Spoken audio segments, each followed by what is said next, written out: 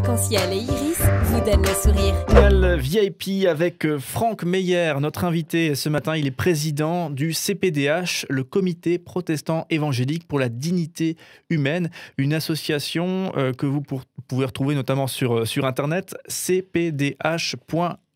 Si vous êtes intéressé par les questions de bioéthique, on parlait tout à l'heure également de la prévention des abus sexuels. Voilà une association qui œuvre et qui produit de très nombreux contenus. Donc voilà, vous êtes d'accord, pas d'accord, vous cherchez des informations, eh bien vous allez en trouver sur cpdh.org. Alors on parlait tout à l'heure en antenne de la question des élections municipales qui arrivent et le CPDH qui œuvre également dans ce cadre-là. Quel est le travail qui est le vôtre aujourd'hui par rapport à ces élections qui arrivent ?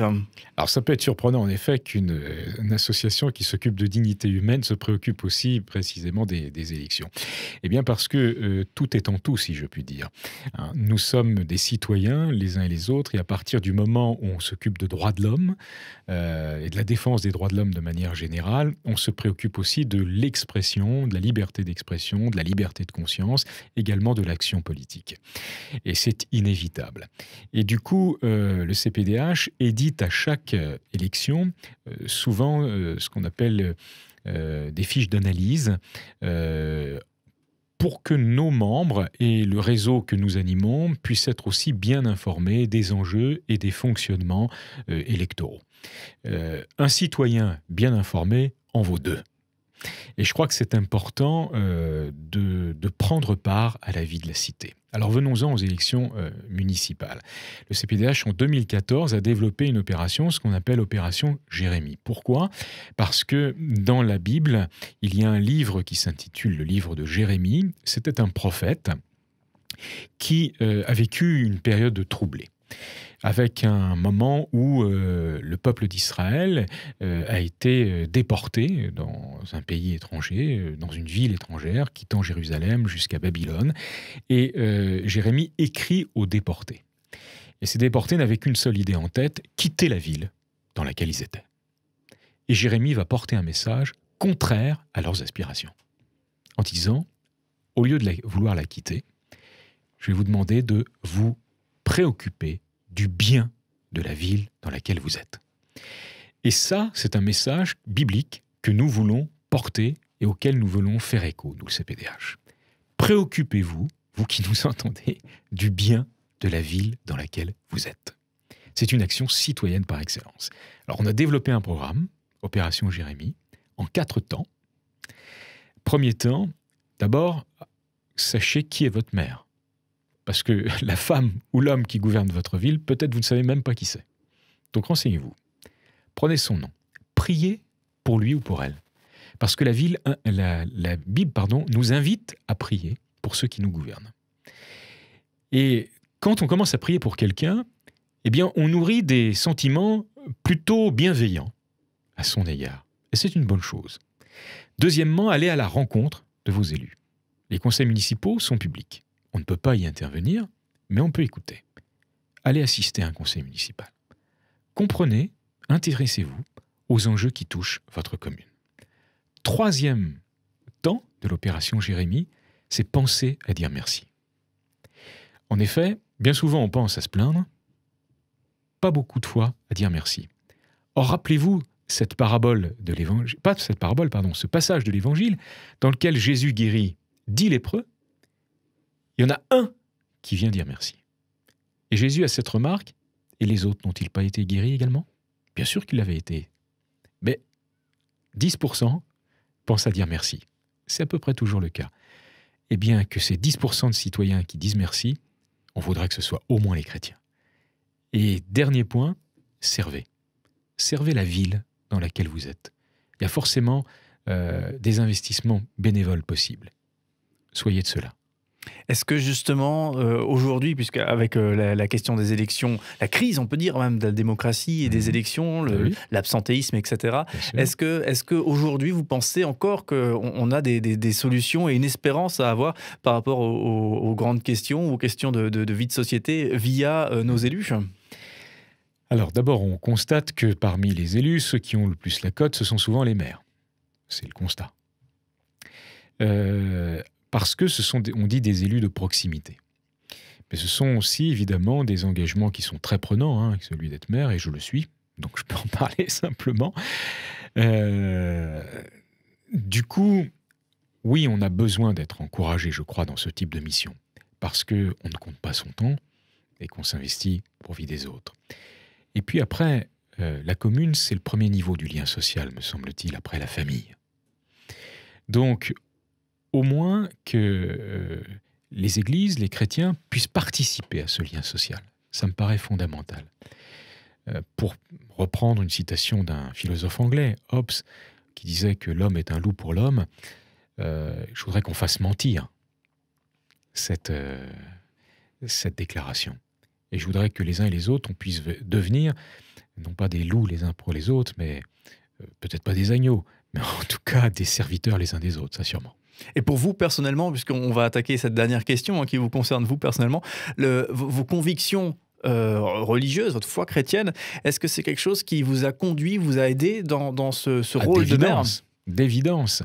D'abord parce que il y a dans la foi chrétienne une force incroyable dans ce qui en fait l'essence, c'est-à-dire l'amour du prochain.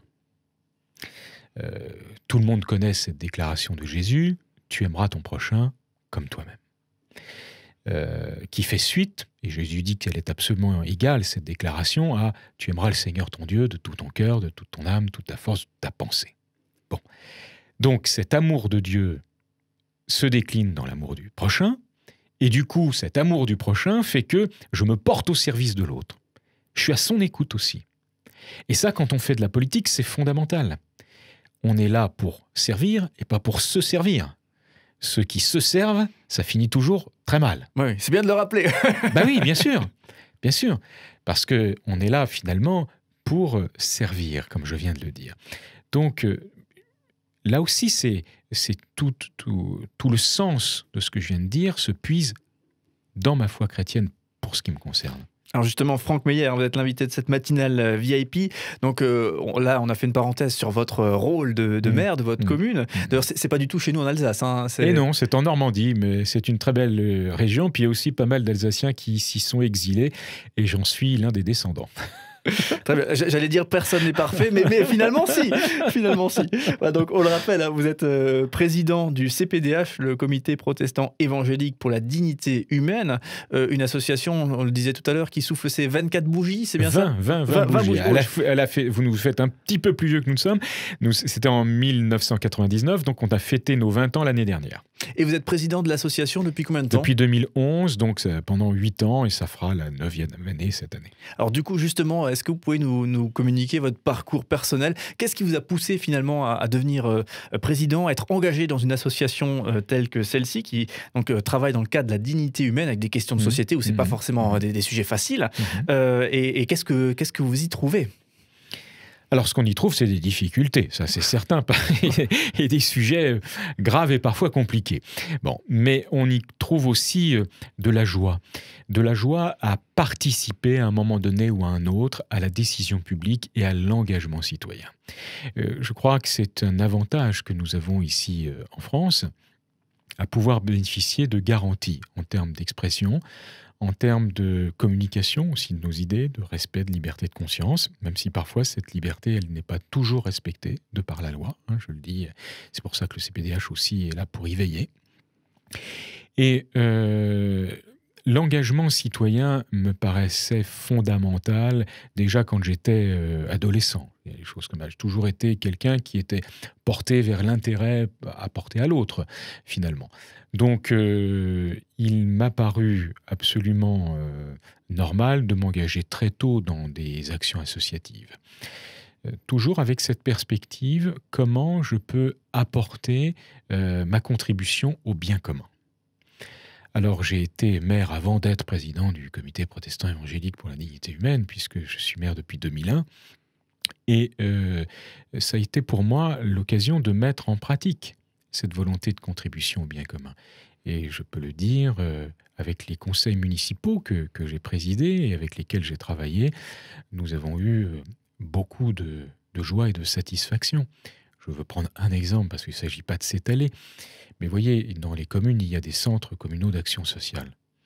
Nous sommes inspirés d'un modèle associatif mis en œuvre en Afrique pour mettre en place ce qu'on appelle des microcrédits. Voilà, à taux zéro, pour des personnes qui auraient besoin d'un réfrigérateur qui tombe en panne. On n'a pas le moyen, parce que le budget est modeste du foyer, le budget du foyer est modeste, on n'a pas le moyen de le remplacer. Eh bien, la commune prête de l'argent pour ce remplacement, et puis c'est un remboursement sans intérêt. Voilà, c'est un exemple, mais il y en aurait tant d'autres. On parle aussi de transition écologique. Ma commune a mené tout un programme de préservation de l'environnement, et on continue et on continuera de le faire. L'action publique est un levier. Ce n'est pas le seul, c'en est un. L'action associative est un levier. Ça n'est pas le seul, c'en est un. On a la sensation là aussi que l'innovation pourra peut-être arriver du niveau local. Hein. On parle des fois du consommer différemment. Oui, mais bien sûr. Voilà, mais là peut-être la démocratie autrement et les idées autrement en termes de fonctionnement et de vie en communauté. Peut-être que c'est nos initiatives locales qui vont mais bien sûr. Innover. Et puis toute initiative, à partir du moment où elle est bonne à prendre.